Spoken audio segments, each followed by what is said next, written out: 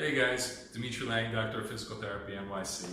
In this video, I'm going to discuss breathing, a little bit of an overview, and how it relates to your posture and your overall function. Now, breathing, it's interestingly enough, a built-in thermostat of how comfortable you are. It's like a built-in lie detector. What do I mean by that? You ever notice like when you're comfortable at ease, you don't even think about your breathing? But have you ever stood on the train next to some creep show for a couple of minutes and you realize like you haven't been breathing for a bit, you instinctively hold your breath because your body's so tense? Well, it's almost like a feedback loop. When you're breathing, your body's at ease in more of a healing, restful state. When you're in fight or flight or stressed out, your breathing is shallow and it's forced and it takes a lot of effort because all your body wants to do at that moment is get away. So deep, effortless breathing is so important for your health and well-being. In fact, if you can breathe, then you're also carrying oxygen-rich red blood cells or circulation. They go hand in hand. The deeper and easier breathing, the better overall circulation. And this is how it actually works. A lot of people are under the impression that there's this held idea that we should breathe from our bellies because the diaphragm goes up and down as we breathe, and then if you can expand your belly, you can take a deeper breath, and then that helps enhance your intake of oxygen. Okay, great. Well, that's interestingly enough more of a meditative, energetic idea. Physiologically speaking, when we breathe, what really happens is that our ribs that surround our lungs and they open up like bucket handles. So what really should happen when you breathe and you're aligned and you're posturally correct and your structure is optimized is that your shoulders go up and out, and that's it. And nothing should fold.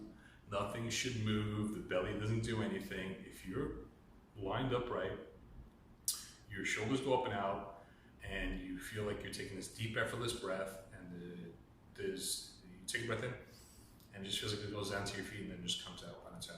No fuss, no muss. The vast majority of people, on the other hand, when we say breathe in, breathe out, and let your body slump because we want to see the underlying skeleton where your structure is holding you up, what happens is when you breathe in, and then they breathe out, they fold numerous places, but most notably they'll feel like a fold over here and they'll feel that their head goes forward.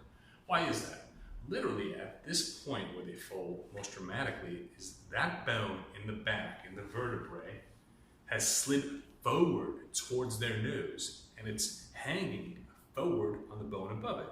And so is their neck bone right there as their head goes forward. That neck bone is slid forward. So now they're always like that. Those bones don't move back without somebody else putting those bones back in place for you. Unfortunately, you don't have any muscles directly behind those bones to pull them back. So they stay like that. You could get by and use your muscles to hold yourself upright, but first off, it doesn't really change anything except aesthetics, and you're no longer looking at the ground as you walk. However, it doesn't really affect your breathing as much. So, if you're at home and you want to be honest with yourself, just take off your shoes and stand in front of a mirror, breathe in without let your body slump. The vast majority of people are going to fold and the head's going to go forward. If you have an extra pair of hands holding a phone, just take a side photo, breathe in without let your body slump. Ideally, nothing moves. The only thing that happens is your shoulders open out and your ribs kind of open up like an accordion. If you pay close attention, you'll find that you can see this. The vast majority of people, however, I'm over-exaggerating my body. However, most people just have that fold and their heads like this. If you pay attention in the street and you'll see people walking by, most people are walking by like this because they're just too tired to use their muscles to hold themselves up. Using muscles to hold yourself up for something that they weren't designed for, it's exhausting. And just for an occasional photo, people will do this, but the rest of the time they'll collapse. So think about it this way. If you can breathe easy, deep, and effortless, what does that say? It says you're in a healing, relaxed state. And if you can't breathe because your structure is screwed up and tight and you're chest is collapsed, well, guess what else you can't do? If your lungs are collapsed, well, what else is there? Your heart. If your heart is compressed, you're not getting the same circulation.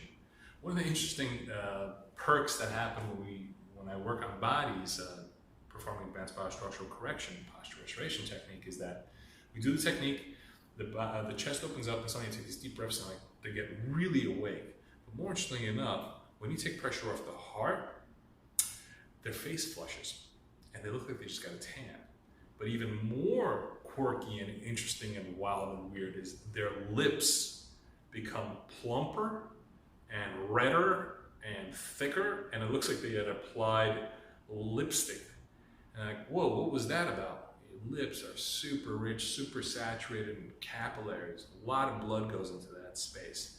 When you with somebody and they have pale lips, or their face looks pale, or their neck looks pale, they're not getting enough blood, they're not getting enough oxygen, they're not getting enough circulation. Quite often it's because their chest is compressed and their head is forward and all that jazz. When you start opening that up, you get a tan. You have a tan in the middle of winter, you have it in the sun, it doesn't matter, the circulation is there underneath the skin, and suddenly they just look rosier, healthier, and more vital. So, line up your body, your breathing becomes effortless and easier, you're always in a state of relaxed awakeness. You're vital because you have both circulation and breathing. You're more awake, and you're a lot more endurance, absolutely, without a doubt. You're not using muscles to hold yourself up, just your underlying structure is holding yourself up.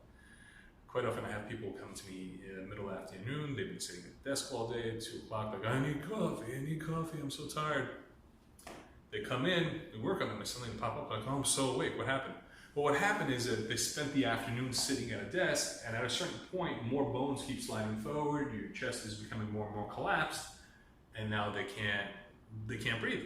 And they can't breathe, you get tired, and you don't have the circulation, you can't think straight.